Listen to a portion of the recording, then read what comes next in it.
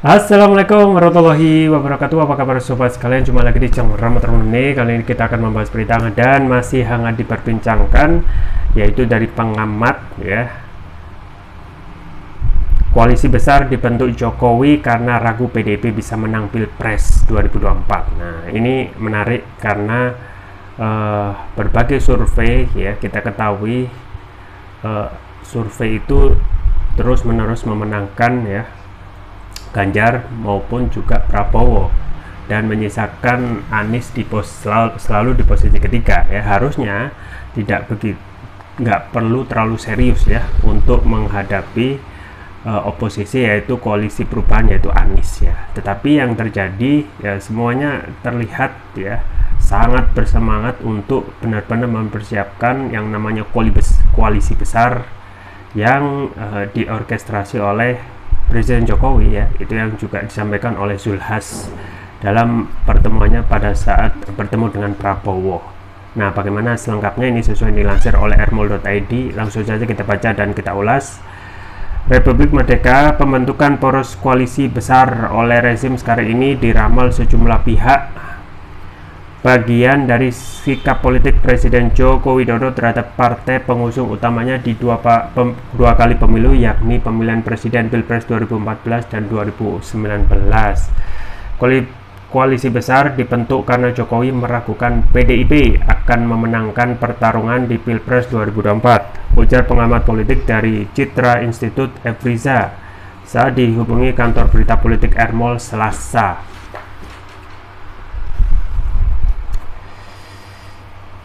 Efriza menilai PDIP tidak lagi dilihat sebagai parpol super seperti dua kali pemilu sebelumnya karena figur politik yang potensi mengikuti kontestasi Pilpres 2024 tidak lebih punya jaminan ketimbang barisan koalisi besar. Dosen ilmu pemerintahan Universitas Sutomo ini melihat situasi dan kondisi politik sekarang ini memperlihatkan lawan politik PDIP lebih kuat dari posisinya sekarang. Sosok Ganjar dan Puan Maharani sebagai kader PDIP yang potensial diusung di Pilpres 2024 diperhitungkan kurang kuat menandingi sosok Anies di koalisi perubahan untuk persatuan, tuturnya. Maka dari itu, Efriza memandang koalisi besar sebagai kendaraan politik Jokowi untuk bisa menjaga kekuasaannya untuk tetap hidup. Alternatif inilah yang diperhitungkan oleh Jokowi untuk turut memperhitungkan dan mengupayakan barisan koalisi pendukung pemerintahan diperluas dan diperbesar untuk menandingi koalisi perubahan. Demikian Efriza menambahkan. Ya, itu ya sobat sekalian terkait dari analisa ya,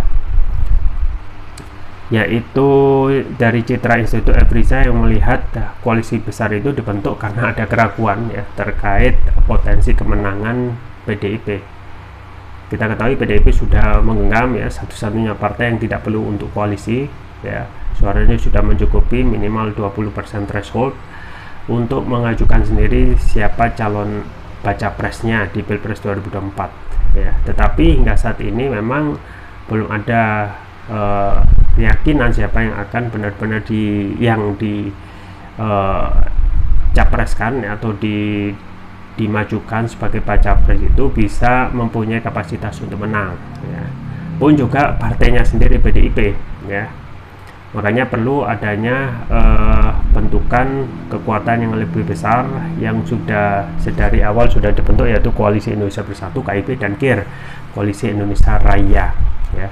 Jadi PDIP yang sudah berjaya selama 2 periode 2014 dan 2019 ya harus benar-benar waspada dengan apakah saat ini rakyat benar-benar masih memandang PDIP sebagai partai favorit ya. Jangan-jangan saat ini rakyat sudah bosan ya.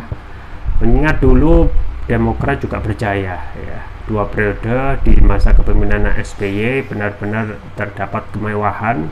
Bahkan SBY ketika kontestasi Pilpres kemewahannya luar biasa ya, dapat memenangkan Pilpres dengan suara 60%, dan ini satu-satunya yang pencapaian tertinggi dalam Pilpres setelah reformasi. Bahkan itu tidak pernah dicapai oleh Presiden Jokowi sekalipun ya. Nah, saat ini PDIP harus berbenah ya. Apa yang sudah dilakukan PDIP selama 2 periode ini? apakah PDIP sudah benar-benar melihat ataupun mengakomodasi kepentingan rakyat ya, karena the ruling party harusnya benar-benar memelihara gitu ya, memelihara aspirasi rakyat, termasuk juga potensi permasalahan ketika dihadapi rakyat, apakah dukungannya itu masih kepada rakyat atau berbalik arah dari rakyat. Dan ini menjadi pertanyaan ya, karena mempertahankan kemenangan itu ya, mempertahankan piala itu lebih sulit daripada merebut piala gitu ya, karena di situ banyak sekali godaan ya, yaitu abai ya, sikap abai dan merasa jumawa bahwasanya kedepannya merasa kepedean bahwasanya rakyat itu tetap akan selalu memberikan dukungan ya. Tapi bisa dilihat beberapa waktu belakangan selama 2 periode hampir rakyat itu ya tidak bisa diakomodasi aspirasinya ya, didukung ya sepenuhnya kepentingannya ya, sehingga ini juga menjadi kekhawatiran ya, suara PDIP kelihatannya kurang lebih akan bernasib sama seperti Demokrat ya, yang sempat menang selama 2 periode, tetapi untuk setelahnya karena banyak hal ya, aura SBY sudah pupus, pun juga kekurang hati-hatian untuk mempertahankan dukungan dari rakyat melalui mengakomodasi setiap kepentingan rakyat, itu bisa mengakibatkan dukungan kepada suatu partai itu bisa merosot drastis. Dan ini juga yang diamini gitu ya, dalam tanda kutip oleh Presiden Jokowi sendiri, yang melihat perlu dibentuk suatu koalisi besar gitu ya, meskipun dalam statementnya Presiden Jokowi tidak mau diikut-ikutkan dalam orkestrasi pembentukan koalisi yang sudah wacananya akan dibentuk, yaitu koalisi besar antara KIB dan KIR ya. Jadi kalau kita benar-benar to be fair melihat konstelasi politik saat ini, yaitu misalnya berdasarkan survei yang sudah sering dilakukan oleh lembaga survei, harusnya gitu ya, yang terus-menerus memenangkan orang kekuasaan yaitu the ruling party, yaitu Ganjar Pranowo pun juga Prabowo, bahkan terus-menerus ya Anies yang sudah bergerak itu terus posisinya di posisi ketiga ya. Nah, yang menjadi pertanyaan, benarkah survei ini gitu ya, apakah survei tersebut bisa dipegang ataupun survei tersebut sifatnya kredibel ya. Tidak mungkin kalau sudah bergerak ya Anies ya, safari politik di berbagai wilayah dan penyambutannya sangat antusias, nilainya selalu jeblok ya. Justru orang yang belum mulai, yaitu Ganjar dan Prabowo, itu justru terus-menerus menduduki posisi teratas 1 dan 2. Nah, konon memang saat ini elektabilitas Ganjar agak tergerus melihat istana tidak ada kepastian dari PDIP untuk segera mendeklarasikan atau kepercayaannya mengandalkan Ganjar sebagai andalan ya PDIP. Nah, sekarang sudah kelihatannya sudah berubah ke Prabowo. Nah, ini juga menjadi pertanyaan ketika survei itu terus-menerus memenangkan Ganjar dan Prabowo ya. Di satu sisi Anies sudah bergerak ya, mana yang benar gitu ya. Nah, usut punya usut dari bisik-bisik tetangga ya, ini bisa benar atau tidak ya.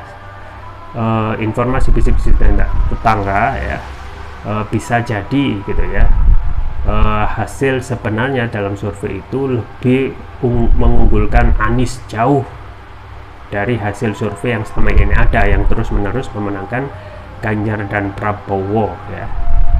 Nah, ini bisa dianggap rasional gitu ya, karena Anies sudah bergerak gitu ya, dari Sabang hingga Merauke, dan sambutnya luar biasa.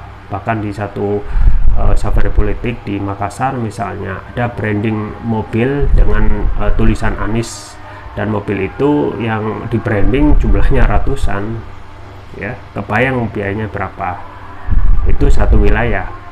Belum wilayah yang lain yang ketika Anies safari politik itu terus menerus mendapatkan angka A+, artinya membludak ya, safari politik terus dinanti ya. Dan ungkapan Rocky Gerung ya, memang ketika melihat membludaknya para simpatisan relawan Anies itu memang memakai politik mobilisasi, memakai politik partisipasi ya, dan kekuasaan cenderung sebaliknya politik mobilisasi. Kalau tidak ada uang, tidak ada yang diiringi, maka mereka tidak akan datang, atau datang pun itu sudah merupakan mobilisasi dibayar. Nah, beberapa waktu lalu juga Musni Umar menyampaikan ya, patut diduga ada gitu ya, ormas yang memang sengaja dibiayai untuk melakukan penolakan ketika Anies itu melakukan safari politik. Dan walhasil beberapa kemungkinan informasi ini penting gitu ya, itu yang saat ini dijalankan oleh Anies melalui pemberitaan dengan judul Operasi Senyap Anies di Jawa Timur dan Jawa Tengah yang kebanyakan orang melihat sebagai kandang banteng itu coba dijajaki oleh Anies ya, dan akhirnya hasilnya sama gitu ya, sama seperti di daerah lain. Ketika Anies datang di suatu wilayah, sambutannya meluber, jadi antusias ya, kalah sama pemberitaan tentang penolakan ya terkait kedatangan Anies di tempatnya masing-masing gitu ya. Jadi di Jawa Tengah meluber, di Jawa Timur pun juga meluber. Nah, mau dibilang apa? Apakah ini tetap ya, kondisi yang meluber ini tetap menempatkan posisi Prabowo dan Ganjar teratas, sedangkan posisi Anies terus-menerus sebagai juru kunci. Nah, saat ini memang ada keraguan yang benar-benar membuat hati gelisah, terutama juga dari istana yang melihat memang tidak cukup hanya PDIP. Wong PDIP pada rekam jejak pada dua periode pemerintahan Presiden Jokowi kurang begitu memuaskan ya, atau bisa mengakomodasi kepentingan aspirasi rakyat ya. Contohnya misalnya pada saat rame isu tentang minyak goreng ya, apa yang disampaikan statement sikap PDIP justru berkebalikan dengan keinginan rakyat yang saat itu sedang marah ya.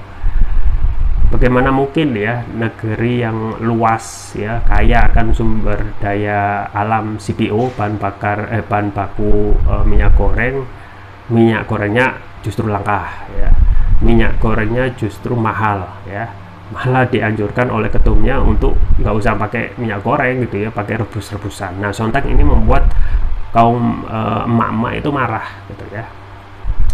Pun juga pada saat isu tentang kenaikan harga BBM yang itu juga terus-menerus justru akan tambah menyusahkan rakyat, yang terjadi adalah justru PDIP ya, justru mendukung keputusan pemerintah. Yang kita ketahui banyak pengamat itu menyampaikan ketika ada isu kenaikan BBM ya, sebenarnya pemerintah tidak perlu ya, karena pada saat itu ya Indonesia mendapatkan windfall profit ya, keuntungan bertubi-tubi dari ekspor batu bara ya, yang nilainya pada waktu itu beberapa bulan lalu itu melonjak drastis ya, diprediksi angkanya lebih dari APBN sekarang ya. Artinya memang saat ini the ruling party yang asalnya itu katanya partai wong cilik, justru tidak bisa mengakomodasi kepentingan ya, keinginan sebagian besar wong cilik gitu ya, justru terus mengentertain keinginan para oligarki, entah itu pada saat isu tentang kenaikan harga minyak goreng, termasuk juga kenaikan harga BBM ya. Nah, sekarang PDIP juga harus, kalau tidak benar hati-hati, bisa jadi posisinya terganti dengan partai yang lain ya, artinya posisinya bisa saja jeblok ya, sama seperti Demokrat yang dulunya pemenang, karena tidak hati-hati dan tidak bisa merawat rakyat ya, mengurusi kepentingan rakyat, maka posisinya sekarang menjadi mediocre atau partai tengah yang tidak besar-besar amat ya, tidak sedikit amat juga gitu ya di parlemen. Nah makanya itu koalisi besar yang coba kedepannya akan rame ya, tentang kepastian akankah bisa terwujud ya, termasuk juga isu juga menggandeng PDIP ya, partai besar yang sudah lama sebenarnya sudah mengantongi golden ticket tanpa koalisi itu bisa mencalonkan baca pres. Hingga saat ini belum ada kepastian siapa yang akan dideklarasikan. Nah kita akan tunggu ya, koalisi besar bentukan Jokowi ini apakah juga akan mengikut sertakan PDIP yang konon ya banyak juga penentangan dari koalisi besar tersebut ya, karena syaratnya begitu berat ya, diantaranya adalah pengen jatah capres itu dari PDIP ya.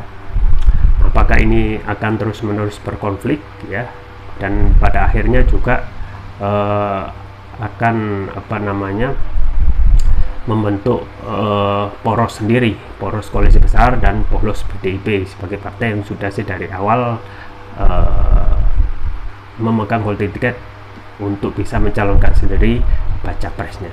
Kita tunggu ke depan tentang konstelasi politik antara PDIP dan koalisi besar dalam menghadapi oposisi yang saat ini tidak bisa dibendung gitu ya, elektabilitasnya yaitu Anies Baswedan, termasuk juga elektabilitas partai-partai koalisi pendukung Anies yaitu Nasdem, Demokrat, dan PKS. Itu saja bisa saya sampaikan, semoga bermanfaat. Jangan lupa like, share, dan subscribe. Sampai jumpa lagi. Wassalamualaikum warahmatullahi wabarakatuh.